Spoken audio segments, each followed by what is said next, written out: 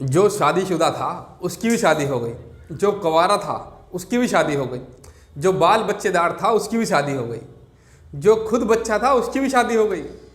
अब आप कहेंगे शादी ना हुई मजाक हो गया। और एक बड़ी पुरानी कहावत है कि जिसने शादी का लड्डू खाया वो भी पछताया और जिसने नहीं खाया वो भी पछताया। लेकिन लगता है कि यूपी सरकार के कुछ अफसरों और बाबुओं को कहावत पसंद नहीं आई, इसीलिए उन्होंने एक नई कहावत बना डाली, चाहे शादी हो या ना हो लेकिन शादी का पूरा लड्डू सिर्फ वही खाएंगे। जी हाँ, कफन चोरों की तो आपने कई कहानियाँ सुनी होंगी, लेकिन आज आप यूपी में शादियों के सरकारी चोरों की एक ऐसी कहानी सुन लीजिए जिसे जानकर, जिसे सुनकर आप हैरत में समंदर के गोते लगाएंगे। नमस्कार, सत श्री अकाल, मैं राजकुमार। आज की ये घटना उत्तर प्रदेश के बलिया की है। तो एक कारनामा कर दिखाया है उत्तर प्रदेश के उन अफसरों और बाबुओं ने जिन्होंने सरकार की कल्याणकारी योजनाओं को पलीता लगाने का ठेका ले रखा है। इनका बस चले तो इंसान तो क्या, वो जिन की भी शादी करवा दे, बस बदले में पैसा मिलना चाहिए। 25 जनवरी 2024 का दिन, ये वही दिन था जब बलिया और आसपास के इलाकों में कोई 200-400 नहीं बल्कि पूरे 568 जोड़ों ने सामूहिक तौर पर फेरे लेने थे। यानी शादी कर हमेशा के लिए एक दूसरे का इन्हें होना था। इनकी शादी के लिए महा तैयारियाँ किसी और ने नहीं बल्कि उत्तर प्रदेश सरकार ने खुद की थी। उत्तर प्रदेश के बलिया जिले में फर्जी सामूहिक विवाह के मामले का पर्दाफाश हुआ है। इस फर्जी विवाह का एक वीडियो सोशल मीडिया में वायरल हो रहा है, जिसमें बड़ी संख्या में शादी के लिए आए लड़के लड़कियां अपने आप को वरमाला पहनाती और लड़के खुद चेहरा छिपाते नजर आ रहे थे। फर्जीवाड़े में सरकारी अधिकारियों की मिलीभगत सामने आई। पुलिस ने इस मामले में 15 लोगों को गिरफ्तार किया। इनमें 2 सरकारी अफसर शामिल हैं। जानकारी के मुताबिक सामूहिक विवाह समारोह का आयोजन 25 जनवरी को हुआ था। अधिकारियों का दावा है कि इस दौरान करीब 568 जोड़ों का विवाह हुआ। वीडियो वायरल होने के बाद पूरा मामला सामने आया और जब पड़ताल की गई तो पता चला कि कई जोड़ों को दुल्हा और दुल्हन बनने के लिए आयोजकों की तरफ से बुलाया गया था।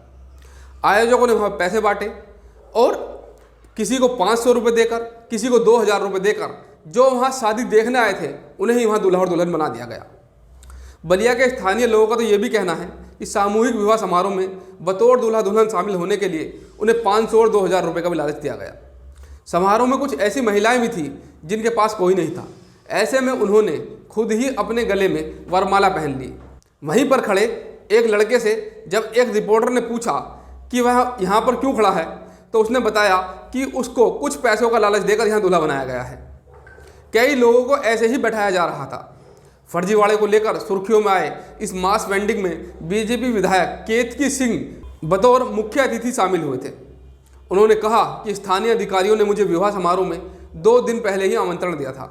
दूसरी ओर अधिकारियों ने यह भी कहा कि सभी लाभार्थियों के वेरिफिकेशन के लिए 3 सदस्यीय समिति बनाई गई है। जांच पूरी होने तक लाभार्थियों को कोई पैसा ट्रांसफर नहीं किया जाएगा। यूपी सरकार की वेबसाइट से मिली जानकारी के मुताबिक योगी सरकार सामूहिक विवाह योजना के लिए 51,000 रुपये देती है। इसमें से 35,000 रुपये वधू को मिलते हैं और जबकि 10,000 रुपये शादी का सामान खरीदा जाता है और बाकी 6,000 रुपये सरकार कार्यक्रम की व्यवस्था पर खर्च करती है। अब इसमें एक बड़ी बात यह भी है कि 6,000 रुपये जब एक शादी के एक जोड़े से लिए जाते हैं तो यहाँ पर 568 शादियाँ हुई थी। 568 को यदि हम 6 से गुणा करते हैं, 6,000 से गुणा करते हैं तो वो आंकड़ा 30 से 32 लाख बैठता है। तो क्या वहाँ पर जो सरकारी अमला जो है, प्रशासन जो है, वहाँ पर 30-32 लाख रुपए का खर्चा करता है? ये भी एक बहुत बड़ा सवाल है। इसके साथ भी कुछ सवाल ऐसे हैं जो कि इस तरह के सामूहिक समारोह पर कई बार इससे पहले गाजियाबाद में भी एक इस तरह का मामला सामने आया था, जिसमें अधिकारियों ने मिलीभगत करके करोड़ों रुपये हड़प लिया था। इसके बाद अब बलिया का मामला फिर एक ऐसा ही सामने आया है। इसमें करोड़ों रुपए सरकार खर्च कर रही है, पर एक छोटी सी रकम जो 51,000 रुपये उनको मिलनी थी वो भी उन्हें पूरी नहीं मिल पा रही है।